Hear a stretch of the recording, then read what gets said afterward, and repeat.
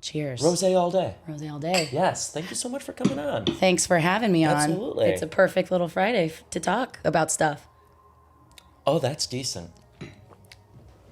That's excellent. That's fantastic. And we know I love a rosé. We do. For anybody listening, you now know that I love a rosé. We've gotten to the point where I see you outside and I'm already pouring the rosé. This is true. Yeah. The service gets better and better every time I sit down at the bar. To the point where I was in to the bar on Saturday or Sunday with a friend of mine, and my friend said, "Can we have some wine?" Mm-hmm. And then I just brought over the two rosés come down and sat down on the bar in front of us, and she goes, I think I forgot to say what I wanted. And I said, he knows. Yeah. He knew. Yeah. Yeah. Yeah. Sure didn't. She was so impressed and then also like flabbergasted. Like, did I? And I'm like, no. No. And I said, Jackie, it's because I'm here a lot. Yeah. And we know I love a rosé. We love a rosé. So we started strong. Absolutely. Yeah.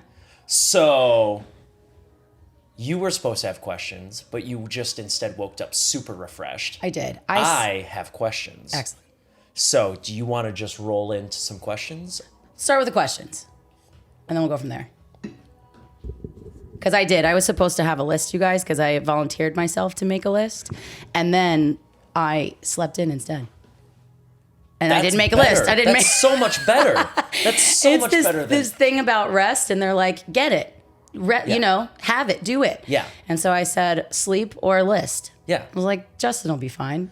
It'll be great. I'll start with this. It's all just going to roll off each other. We're going to hit a rhythm. We already have hit a rhythm. There's rosé all day. We've got Bentley in the studio. Does it? We don't need lists. No. In fact, I'm going to throw away the list.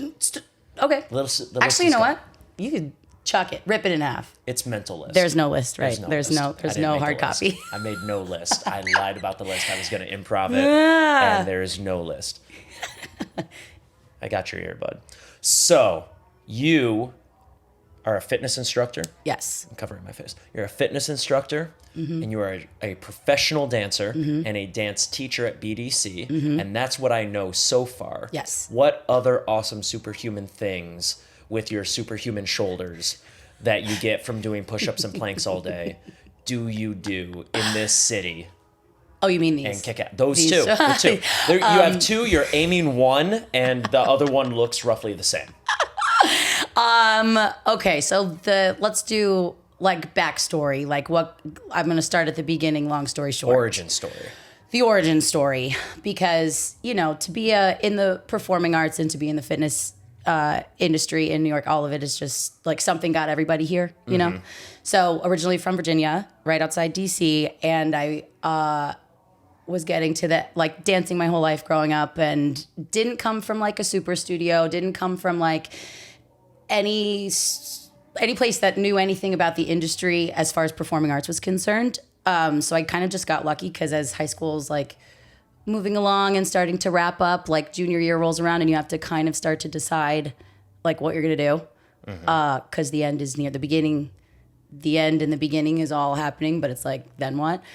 And I just knew I didn't want to stop dancing, but I really also wasn't that good yet. I had good... I was good at what I did, and I had the desire and the love for it. But like you look back on the old videos, and you're like, oof, oof. Right? Oh, yikes! I've always been grateful for time. Time has been on my side, I think, in every sense of the word, in the last 15 years. So I had parents that supported me. I was like, I wanna pursue dance, and my parents supported me. And then we went to some college auditions for a couple of dance programs. Again, like kind of directionless, sort of. Like I had, my dance magazine top list of top colleges, and was like, okay, let's pick 5 and hope for the best. And then I got into the NYU Tisch dance program. A small one. A small community college program. small. You might have heard of it, but maybe not. And did my undergrad there and stayed. And so it's like I think also like moving to New York and wanting to pursue dance, but again, still having really no sense of the idea, because you move here and you're like at 18, it's like Broadway is the win or fail. Right. It's like, or like American Ballet Theater or New York City Ballet or Complexions or whatever. It's like you have kind of the top tier, even though it's not necessarily top tier, but it's the big contract, like big ticket items. Even if you don't grow up in New York. Totally. Yeah. And that's the win, or whatever, that contract is the win. But as time went on, you kind of learn, like, I'm grateful to have learned to develop the understanding that there's just so many ways to do it all. And so, as time went on, like, got signed by an agent for dance and for print. So then that kind of expanded itself right there. So as far as performing is concerned, I've got like the on stage side of things, I've got on camera side of things, and then movement itself stayed relatively general. So that's where the group fitness thing came into the mix. It all just kind of grew arms and legs and expanded in ways that, like, at 18, you just don't know it's gonna, because you don't know what it all means yet. So it's been fun. You don't know what you don't know. Exactly. Yeah. And now I know what I know, but I still don't know what I don't know. Right. And that's what the next 15 years get to teach me. So it's been fun to watch it all kind of expand and unfold, because I also have never felt burnout when it comes to dance or when it comes to performing. And you just learn so much more about the industries, you learn more about the politics, you learn more about yourself. So you know what you walk into a room presenting. Like, I know exactly what I can do. I know what I can't do. I know how to spin the things that I can't do. I understand that it's not always about me, whether you book or don't book. Sometimes I know it's me because I didn't sing well or I fell on my face, and it's like, you know when you leave and that just like wasn't the one. So you, like, back in the day, you'd go to Blockheads, have a margarita, and move on tomorrow. It's like, so just. Oh man, I haven't been there in an age. Well, and it closed. R.I.P. Blockheads. In lockdown. Or, all of them. So many places. I want to say, and we can fact check this later, but I think the New World Stages Blockheads, like the Midtown one, was the last one to go. And it felt like a piece of the soul of our life was gone. That was one. Not to be dramatic, but, that was a big one. It was one of the first places I went to in New York. Me and a buddy of mine came out to scope apartments and figure out the city. We just did a quick weekend before we moved out here. And that was one of the spots where I met some of my friends from undergrad who had already moved out here. Got it. And did they take you there? Where they're like, we got a spot? Yeah, I was like, hey, I'm in the city. Like, I'm bouncing around with my friend, like, checking out apartments and neighborhoods, but let's meet up. And they're like, Blockheads Midtown? And I'm like, I don't know what that means, but if you tell me where to be, I'll be there. Let's go. And it was back in 2012, August of 2012. So I think it was like $7 margaritas, $8, something like that. Yeah. Like, it was cheap. Yeah. And I was like, oh, New York's not that expensive. I was wrong. And it's all Blockhead's fault. Yeah. There was a minute where I think it was like $4 margarita. Yeah. Like, that was an era before, now that we're in an era's era, like, thank you, Taylor Swift. Like, everything is now an era. Thank you, Taylor Swift. Thanks, Tay. I know you're listening. I know you're listening. You want to invite her on. I've sent invites. Okay. I've sent invites to her. Check your spam, Taylor. Check your spam. I sent an invite to Hailey Bieber and Selena Gomez on the same day. We'll see who responds first. It's a race. Gals, get in there. Who wants to tell their story first? Because whoever tells it first is correct. Correct. Yeah. Who is right? I hate that I know this much about celebrity bullshit that I can make that joke. But here we are. Here we are. Here we are. And you know what? I wish and I hope that they pick up on it and somebody does race to this microphone. What's going to happen is in 6 years. I hope they come together. Right? In 6 years, I'm going to book something and then people are going to start combing through my entire history and be like, he made a Hailey Bieber and Selena Gomez joke like 6 years ago. Cancel them. Done. That could go one of two ways. Yeah. Well, it depends. It depends on which way it's all, ebbing and flowing. It's how I meet Selena Gomez, who I then marry. Okay. But now that I've said that, it's not going to happen. You never know. No, I'll not. Is this real wood? It is. Okay. It is real wood. Yeah. It's very thin, but it's repurposed real wood. Yeah. Excellent. Well, it just knocked on it, so it cancels out all of that. It just Perfect. Anything can happen. Perfect. Anything can happen. I love that. So you never feel burnout from dance or fitness or anything? Is that now that you're primarily working, like that's how you audition and that's where you make your money? Yes. So I feel, if anything, I don't feel burnt out in the sense that it's like I still wake up very excited to dance. I wake up excited because also, tangent that I didn't add, I do teach at Broadway Dance Center. So what I love is that over the last, I think I've been teaching there for about 10 years now. Oh, wow. Yeah. And I started, actually my final year of school, I started as an assistant in the children's program. And then I started teaching in the children's program, which I still teach for. And then I started subbing on the drop-in schedule. And then I got my first drop-in slot. And then I got, multiple drop-in slots. And then I became full-time faculty. And then my face went on the wall. It was like a 10-year journey with Broadway Dance Center, which I'm very, very grateful for every day.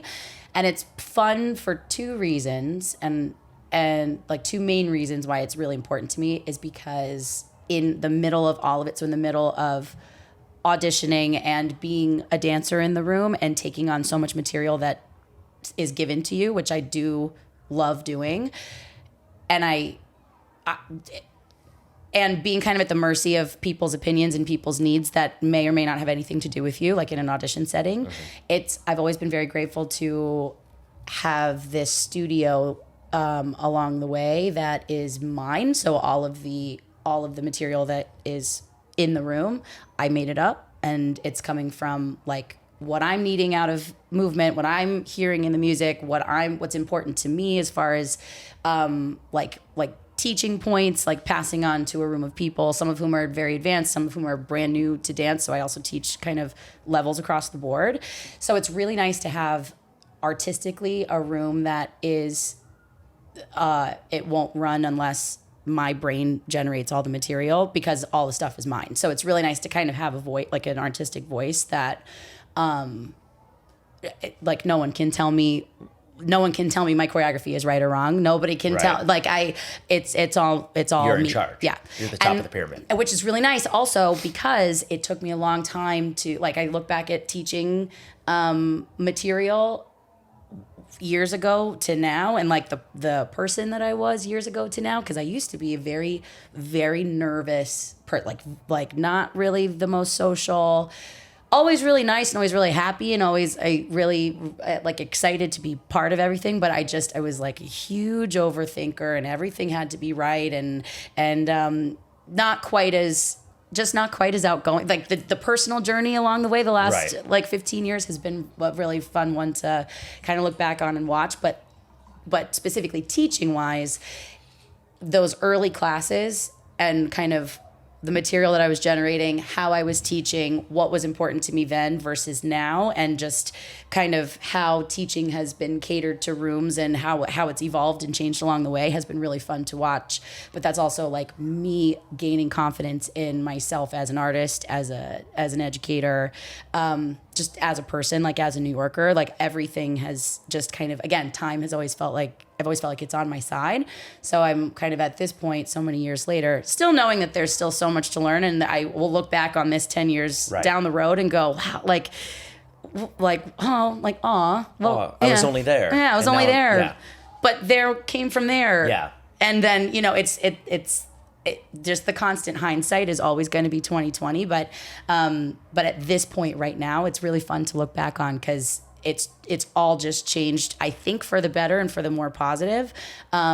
In ways, again, moving here at 18, I never would have even, because the person I was moving here and the person I am now as an artist and as Michaela is the same seed of a person, but completely, completely different. So it's fun to just watch those old classes and kind of think back to where my brain was when I was making stuff up. And then I'm thinking back to being in audition processes, being in rehearsal processes, the way that I took in information, the way that I was part of a team, there is a right, there is a wrong, just a lot more fear and a lot more quicker to hold myself back from the thing that I felt like maybe I just wanted to insert, whether or not it was the choice. Whereas now it's if you workshop something with somebody, the worst they'll say is no, and then you do something else and that's fine. So there's now just a lot less fear in the mix that I didn't even know was there in the beginning. So it's been fun. But as far as burnout is concerned, long story long,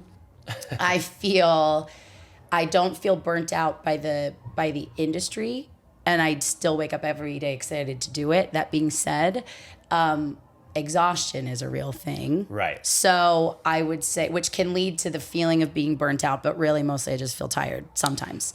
There are days where I feel not burnt out at all, like energized, enthusiastic, but I'll wake up and I'll be like, that was some great sleep. I'll get like 8 or 9 hours, but I'll still feel just body tired. Yeah. Like just dragging my Yeah. body around. Even though like 9 hours of sleep, I feel mentally fully refreshed. Totally. Brain ready to go. Body's like, Nope. I need more. More. Give me more. Yes. So And patience. I just Yeah. feel in general, I don't feel burnt out, but I feel way more impatient than I used to. So, absolutely. but I kind of love that because you can't be super patient with everything all the time. You can be nice and you can be understanding, and you can have patience with the situation at hand, but it is okay to be like impatient or frustrated or needing more from a situation or from a person or from a job, and letting those feelings be real.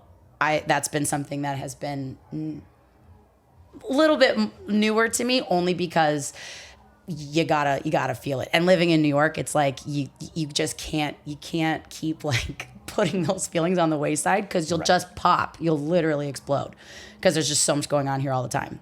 right. So definitely wouldn't say burnt out, but I would say like I'm quicker to like say no to something, or not take a class, or not sub something out and like take a lap if I feel like I'm about to like just have a moment. Yeah.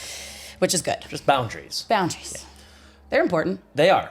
There's this idea, your last answer spurred this question. There's this idea that I think is so prominent throughout every artistic endeavor, every artistic career pursuit, that if you don't make it while you're young, then you're not going to make it. And pardon me. And what I've noticed is as I'm approaching 32, or 33 rather. Woof. Whoa. Hold on, please. Oh, Everybody drink. as I'm approaching, I actually don't feel weird about my age. Good. Yeah, I don't. Good. I genuinely don't. I think I thought I would, and I had a birthday in lockdown that I really didn't like. Okay. But that's also because we were all just on pause, but also still getting older. I know he will do that. The cat's coming up on my yeah, lap, you guys. absolutely. Was it your 30th in lockdown? 2020, yeah. Because it was my 30th in lockdown too, and I Yeah. remember it was weird. It was weird. It was weird, and I felt a little. Yeah, he'll do that. I felt a little bad because my girlfriend at the time really tried to like throw me a good birthday party, and Great. I was just like resisting, not like resisting, but like lethargically resisting, Yeah. and Well- not making it easy. What is it? It's weaponized incompetence. Yes. And I was just like, it was like weaponized lethargy. Yeah. And it was, and I was like severely depressed. So like, And I was when's your birthday? September 27th. So we were so deep in this so thing deep too. in a lockdown. Understandable. Yeah. Very understandable. And were you already maybe feeling, like you were saying, you were maybe not looking forward to it too much? Like, was it like your 30s in general that you weren't looking, or that you were feeling a type of way about, plus throw a pandemic on? You know, we were in lockdown as early as March. I wasn't even thinking about my birthday that far out. Yeah. Like I only started thinking about it into lockdown. Yes. Like come summer. Right. Because, you know, March came around and it was 2 weeks to flatten the curve. Right. And then, you know, oh, we'll have this thing done in 4 weeks and you'll be outside in 8 weeks. And Yeah. then it was over a year Right. and a half before. None of that Yeah, happened. exactly. So it wasn't even on my mind that it would be in a lockdown. I was thinking I was going to be on Broadway on my birthday. Mm-hmm. And that also didn't happen. Mm-hmm. And then the show came back before my 31st birthday. And then I didn't get to perform on my birthday either because I had gotten COVID 3 days before my second booster, or my second shot, and I didn't get it at my doctor's like recommendation. And so when I went back on day 1 at the theater, I went in with my 1 dose and my doctor's note. Yep. And then they called me that night and they're like, don't come back tomorrow. And I'm like, oh no. And he's like, we need to figure out how to move forward because our policy is we're going to have a fully vaxxed everyone. Oh no. And I'm like, fair. And he's like, we know you had a doctor's note. We're not saying you did anything wrong. Right. But that is what we're going to be doing. And I'm like, great. I got that call at like 10:30 at night. Great way to end a day. Yeah. What a way 8 a.m. to end a day. 8 a.m. Rite Aid, dose 2, done. Yeah. 8:05. Right. Sent an email with the picture. I'm like, hey, I don't want this to be a thing. I went and got it. Great. Here's the Vax card. Whatever else you guys may need from me. Great. Sorry about all of this. Great. And then the producer called and said, hey, we got your email. Come back in 2 weeks, because it takes 2 weeks for the dose to whatever they thought the science was at the time. And I'm like, okay. And she's like, no one's mad. We're all still trying to figure this thing out. It's all brand new. We don't want to fire anyone because they did what they thought was best. Which is a really nice response. So great. Right. So great. And I'm like, great. Thank you so much. And then I was like, 2 weeks, that means this day. And she's like, yeah, this day. You'll get an email a few days in advance. Great. I'm like, great. But like, it doesn't take away the fact that like the frustration for you, because I thought I was doing everything right. Like exactly right. I went to my doctor and I was like, hey, I had it X amount of days ago. And he's like, yeah, don't get the second shot.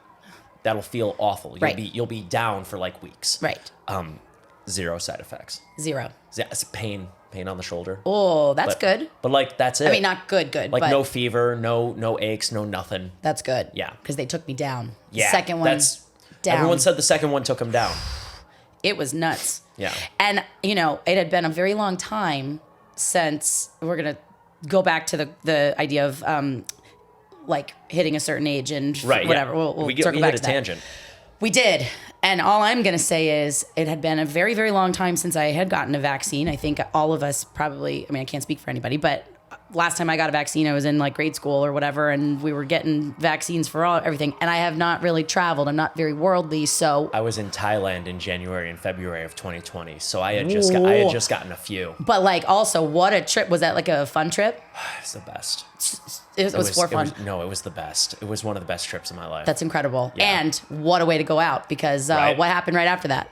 We went into lockdown forever. So that was a scary trip too, because I went with my girlfriend and we landed, and both of our moms texted us individually, hey, there's this thing going around China.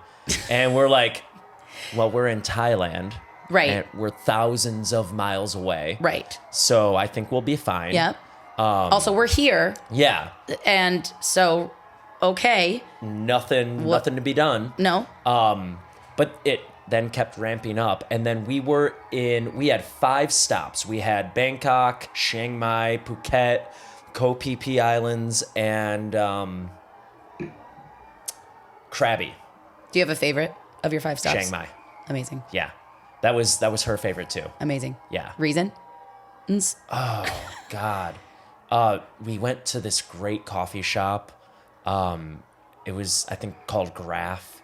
Okay. It was like imagine a Starbucks, but none of the commercial bullshit. Love that. It was like dark. It had like dark granite countertops and sleek like really like dark gold features, and like it was great. And then they did these really unique coffee beverages and really unique pastries, and they served them on a slab of granite. Oh, I love it. And it was very great. Like elevated. Very, very elevated, but also cheaper than Starbucks. Of course it was. Of course it was. There was the old city and the new city, and you take this little, like the hotel would set up like a little shuttle bus to take you into the old city, and you walk around. A lot of great historical stuff. And then the new city had a lot of great like little spots. We took pictures under this tree that had a bunch of like dangling like twinkle lights. It's like, we found like this a great fairyland. shopping. It was beautiful, and it was the best one to just walk around. We're both the city people. We both live out here. I think. I don't know. I haven't talked to her in 20 months. I think she still lives out here, but we're both city people, and you know, it was very much like being in a different city that also felt very comfortable and like an adventure. Great. It was the best. I think you forget that there's pockets on this planet that really do feel completely removed too. Yeah. It's like, I think, because again, I don't travel a whole lot. I haven't seen too much. I recommend Thailand. Noted. I'll bump it up on my list. Yeah. I'm clearly a list gal. We like lists. We just don't lists. like following through with using the we lists. don't write them, but we like them. Yeah. It's nice. And what I come to understand as far as travel is concerned is you just find yourself in corners of the world where you're like, kind of where am I? And like this is, everything is operating completely differently. Like the nature is different, the people are different, the in the best ways. You kind of just, it's like the step back moments and you look around and you go, ooh, this is awesome. And it's nice when it feels comfortable because there's a sense of grounding, but it's like a sense of wonder. Yeah. Which is great. So love that. Yeah. I know it didn't hit me, but it was, I'm wondering why it didn't hit that we were just like walking around and we were fully just like on the entire other side of the world from everyone else that we know. Yeah. Just like 24 full hours of a plane ride away. Which is not close. Not down the street. No, it's not. No. If the world were ending slowly, we're not getting back. No, it's far away. Like New York to Michigan, I might be able to get back. Maybe. If the world had 24 hours. Right, and no traffic. If we're in Chiang Mai, I'm not getting back. We're going to park it. Yeah. We're gonna dig our heels in and we're going back to the hotel room. Yep. We're grabbing whatever drinks and food and snacks. And we had a balcony too. We had a balcony with a view of the mountain. And it was stunning. Great. It's like calendar pictures. Yeah. Bentley's really he's really into straws and being that. Where he shouldn't be. Me too. Here's the thing about straws too, Justin. I love straws. Love a straw. And I love a straw. And I love the turtles. That's why we have agave straws at the bar. And those are fine. And those are fine. They break down. But you know what they don't do? They don't break down while you're drinking your beverage. Yeah, they're not paper. They don't crumble. Their shelf life is more than 3 minutes. I hate paper straws. We all hate paper straws. Right. And if anybody doesn't hate a paper straw, then yes, you do. You're not yes, you do. You've never used a paper straw. If you don't hate paper straws, you've never used them. You know what I was trying to get us to use? I'm more serious than this joke is going to make you think I am. Okay. Remember those cereal straws? The Fruit Loop straws and the Cocoa Puff straws? Yes. That had the like milk coating down this to keep the crunch? Oh, yeah. We finally got some at home because I had seen them and my friends had them and I was getting to have them at my friends' houses and they were the coolest things ever. And my family finally bought them. Drink your vodka soda out of a Fruit Loop straw. Could be fun. You know what? Oh Don't tempt me with a good time. I'm going to show up with a box of them. I hope you do. You want to know why? Because I want to drink my I want to drink my Bud Light out of a Fruit Loop straw. We're going to try. Yeah. And we're going to rank the best pairings. Yes. Drink to cereal straw. I think they had ratio. I think they had Cinnamon Toast Crunch. That's Fruit my favorite Loops, cereal Cocoa also. Puffs. Yes. Oh yeah. Hands down. Like if I had to eat a cereal for the rest of my life, Cinnamon Toast it'd be Crunch. Cinnamon Toast Crunch. But not the minis. They have minis now. Fuck the minis. And they're not good. Fuck that. It's not good. No. That's all I've said. I mean, those. You know what I do with those? Yogurt. Sprinkle them on the yogurt. More wine. Mm-hmm. I'll serve myself. Perfect. You're off the clock. Yes. Okay. So back. So this idea. Back to the. So this idea, there is a second bottle. Oh, great. There's this idea that if you don't make it yet. Oh, wait. Uh-oh. I do. I do.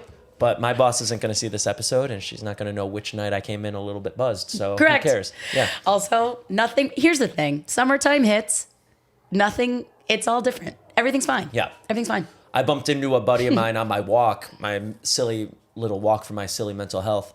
And how are you feeling? I'm feeling great. But a little silly. And a little silly. And better, like better good silly. Good silly, right. Not laid on the couch and just groaning all day silly. And he asked me, he's like, what are you doing? I'm like, I'm doing an episode of the podcast, about to go buy some rosé. He's like, oh, it's a great day for rosé. It is a great day for rosé. All day. Yeah. All day. All day. It's 88 degrees out. Yeah. You can't not. It's actually the only option. Did I tell you? I hope they use this. Did I tell you I ordered my cooling mattress pad? Yes. I am so excited. And I didn't know what that was prior to you telling me about it. For anyone else who doesn't know, 8 Sleep, that's the brand, has a mattress. 8, the number 8. Hashtag ad, not an ad. Ad, not an ad, but pay me. This mattress pad has a desktop tower style box on the side of the bed, and it pumps cooled water through the mattress pad. It's amazing. In tubes that are small enough to where you don't feel it, so it just feels like you're laying on a normal bed. Right. But the bed is chilly. All night. Chilly is perfect. Night. Chilly is not cold. Because cold is also not always great. Well, also, if you're feeling cold, just pull out your phone because it's connected to the app and just bump it up a couple degrees, and then it won't be cold anymore. It'll be chilly. And then it does this thing. It's not an ad. It does this thing. I swear this isn't an ad. Not yet. Pay me. They do this thing where subliminal messaging. 8 Sleep. This thing where they say ASMR. They do this thing where they'll increase the temperature an hour before you need to wake up, so that you start to wake up, your body starts to wake up naturally without an alarm clock. Do you have to program that? Yes. Okay. That's an excellent feature, though. Yeah. So it doesn't do it at 9 a.m. if you're someone like me who bartends until 4. Right. Yeah. So it's not waking you up at 9 uncomfortably. You get like, hey, set it for noon. Right. 90 minutes of a nap, time to wake up. No, that's great. I'm going to nap so hard on this thing. Also, that's a very, it's just such a seemingly efficiently natural way of approaching sleep and waking up. It's like alarm clocks are terrible. Yeah. Well, they also say, I mean, attack it from the other end on the going to bed part. They say your body needs to drop 2 degrees to fall into sleep. Do they? Yes. Oh, I actually didn't know that. Yeah. I've listened to a couple different biologists and neurobiologists, and they all say that your body, and it will, even on like 80-degree nights, your body temperature will drop. But if you're like no air conditioned room and you're like on top of the top sheet, no blanket, and you're still like sweating a little bit, and it takes you 45 minutes to fall asleep, that's because your brain's like trying and it's producing the melatonin, and your body's just not dropping in temperature. I didn't know that, actually. Yeah, 1 to 2 degrees to fall into sleep. And so when you get into a bed that's cool, winter, that's why you sleep so much better in the winter. And then in the summer, you run your air conditioner, the air gets super dry, and that's why it's just not the same. Right. Like I woke up today puffy because I ran my AC all night last night because I was hot on top of my covers. But I woke up this morning feeling rested and fine. Yeah. But, a little dry. Little. Eyes puffy. So I plan on not having an air conditioner in my room at all. I love that. Just a fan. Love that. Just a fan for fresh air. Yeah, a little circulation. And then at night, it'll drop into like high 7. I'm talking like in July. It'll drop into like the high 70s, like 77, 78. The bed will be a crisp 65. It's giving summer with a hint of fall. Yeah.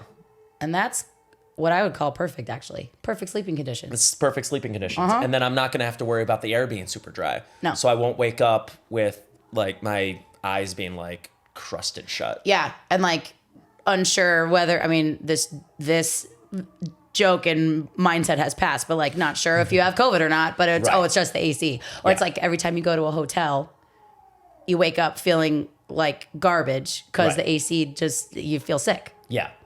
But really you just went to sleep. The other part, no noise. No noise. There's not going to be the noise of the air conditioner. Which I kind of like.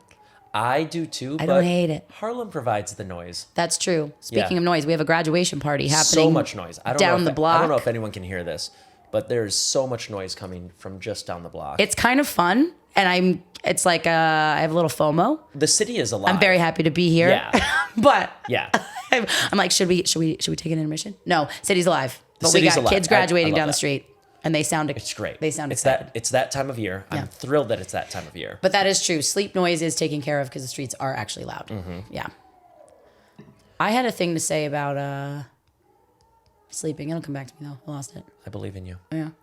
So this idea of age in this industry Yes. from 20 minutes Yeah. ago, Yeah. I have come to learn personally that it's bullshit. 100%. This idea that if you aren't successful by 25, I love that people like Margot Robbie, Zac Efron, Vanessa Hudgens, et cetera, all the child actors who are mentally stable. And I'm not saying that they are, they appear to be. Right. Right.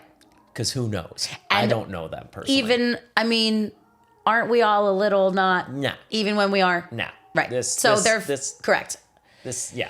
But I think those are they're the exceptions, but they're so prevalent in today's entertainment that everyone who's coming up as a young actor, dancer, singer, performer of any kind thinks, oh, well, Zac Efron was big at 15 and I'm 16, so I don't need to be big at 15, but I'll be big by 18. And then 18 comes and goes. And it's like, well, I didn't really know I was on, but like, I remember telling my dad when I was 20, he's like, so how long are you going to give this acting thing a go? And I'm like, valid question. I didn't hold that against anyone who asked, but I was like, I think I'll try until I'm 25. Because 25 felt like, so far away. Yeah.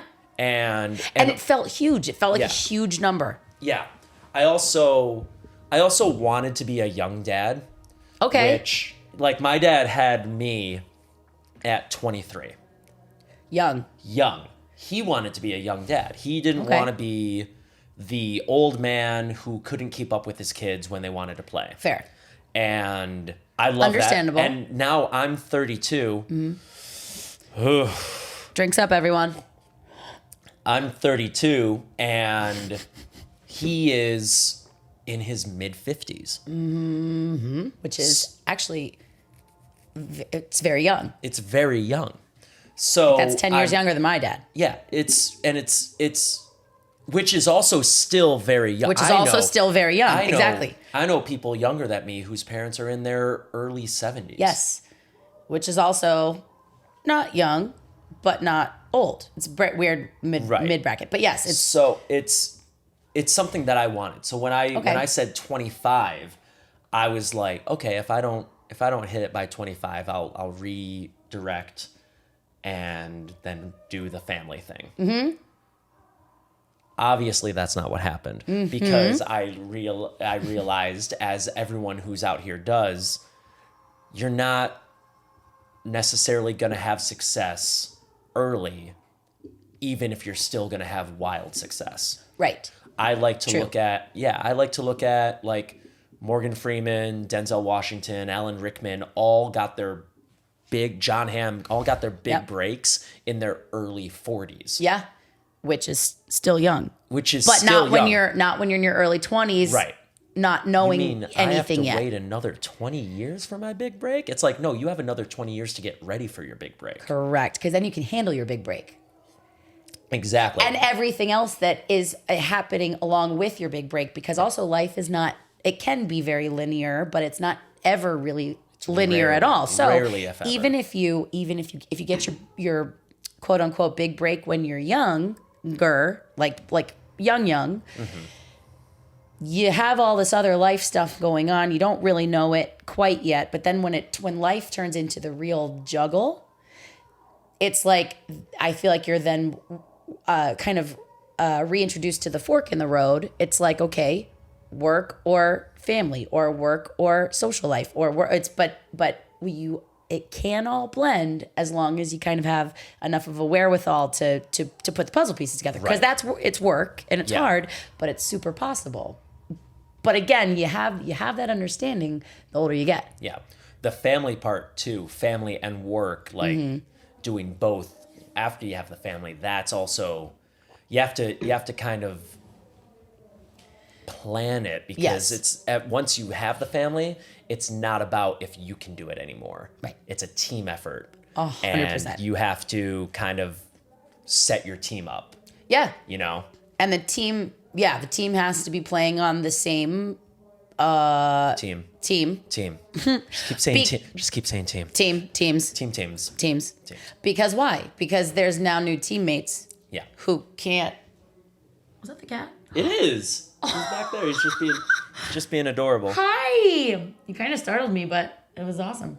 Because there's no new teammates who know nothing. Right. So they need the coaches to really be the leaders. Oh, we're playing, me and Bentley, Apparently. or something, or we're not playing enough. No, he's doing something. Hi. Maybe there's a bug. I doubt it. Is he a good safari hunter? No. My cat, I have a cat too, you guys. Not that great. But anyway, because this is more exciting than cats hunting bugs. It is true. It's like it, but it also, and it turns into a balance of like, it's like the prime example of a balancing act, because you also have to have, again, an understanding of like, it's just the same as like kind of talking about what I was talking about before, like walking into any kind of audition room or walking into any kind of rehearsal process. I literally now know exactly what I can do and what I can't do. I know my strengths. I know my weaknesses. 10, 15 years ago, I thought I did, but you don't. Right. Hindsight's 2020. But it's having a true understanding of that for yourself, a lot of empathy and compassion for what is being brought to the table by the other person, but also hoping that they also have that same understanding of themselves, so that that's not the battle. You're just on the same team, working for the same stuff with, the understanding too that it is going to be, all of it's going to be hard. The work-life juggle is going to be hard, but it is possible. I think that's the thing. And even when it gets harder, the roadblocks kick in, it doesn't mean it's impossible. It just means today sucks. Yeah. I've got one of my buddies who's a director of photography, also runs an agency for behind the camera people called Near, Neer. Plug Brent Mata, check it out. Not an ad, but not an ad. Hire me. Yet. Put me on camera. He is married. He's got kids, and they're currently located in Michigan because they are smart and they sold their house in California, and now they're renting in Michigan, waiting for the housing market to crash so that which it will. We all know it's gonna 6 to 9 months. Yep. Because it happens. Pardon me. It happens stocks, and then commercial real estate, and then personal real estate. That's not personal, isn't the word, but private houses. And commercial real estate is currently crashing because Goldman Sachs and BlackRock all own these big buildings that are empty, and so they're defaulting. And so, not to make this a finance podcast, but that's what's happening. So either sell your house now or prepare to have it be worth less than what you owe on it. Correct. And everybody here knows that because everyone's rents just went up $800 last year. So we all know that we're all in kind of a bad spot. Yeah. But also a rock in a hard place, if you will. But if you don't own anything, be like me, stack your money and get ready to buy the dip. Yes. Okay. Yeah. Is that what you're doing? I am buying a property. I'm gonna try and time it with the market. Good. If I want Thank you. You're welcome. I want it to be this year, but if the market doesn't crash until February of next year, then I'll do it in February. Little patience goes a long way. I want to buy a short-term rental property. Great. So something to Airbnb / Vrbo. Where? And I am working with a management company that manages these properties, and they have these different areas that they believe are profitable. Love it. And so I'm not going to buy something and they're going to manage it. Like, they need to agree on a property. Got it. I need to buy the property, etc. And so we're looking at Lake Michigan area, which is big. Never been. I hear it's beautiful. It's pure beautiful. Michigan. It's beautiful. See the commercials? Oh, yeah. Tim Allen, an icon. Yeah.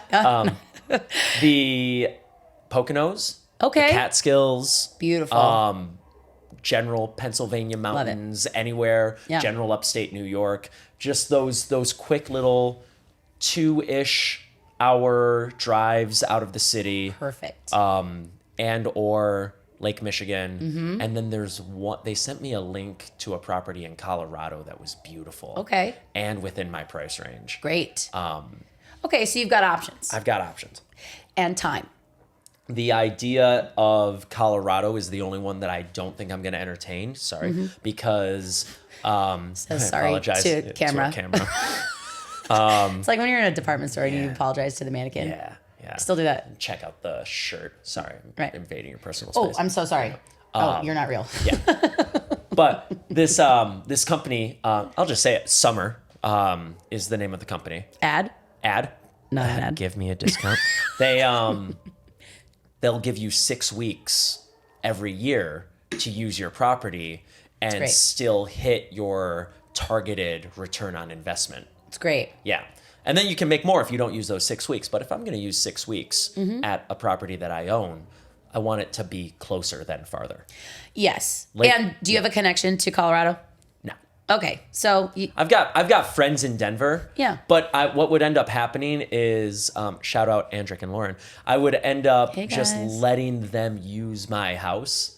they're to like get that one, to that get one, like that one. 45 minutes away from their own house. Yes. Like It's almost like a staycation, which is but leave the baby. They got a baby, so leave the baby with grandma, yeah. and then go do that. I mean, I'm sure they're would like, love this it. sounds great. Yeah, I'm sure. Come on. I'm sure they would love it. I'm sure they would love if I did this for them. But also, that's not the priority. But you never know, you guys. Never say never. Never say never. But also, upstate But- New York, no. Poconos, Lake Michigan. That's where it's going to end up. Amazing. Most likely. Amazing. That's exciting. Are you excited about it?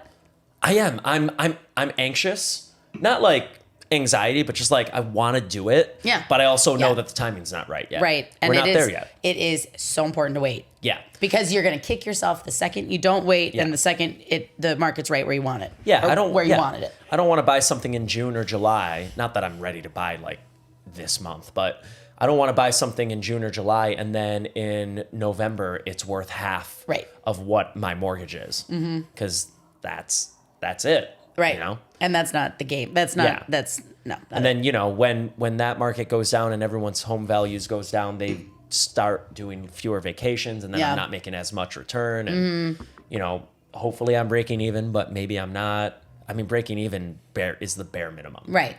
And timing is everything. So, Timing is everything. and gut feelings, you know. Gut feelings. But my friends sold their house and are renting in Michigan. And he's managing, to the best of my knowledge, they're managing to pull off doing this industry as a team, as a married couple with kids. I love that. Yeah. And he comes out here for 2-3 days and he shoots. He goes out to California 2-3 days and he shoots. He goes other places. He does a lot of shoots in Michigan, does a lot of shoots down south. It's amazing. And but you gotta know that going in too. Totally. And you got to be ready to. It's also a matter of understanding and being ready to work as a team, as a soul. Like when you're showing up to work every day, Bentley's back. He is. You're still working for the team. So I think that's important. That paired with though this, you know, the understanding that independence goes such a long way too. Hold, please. I'm glad.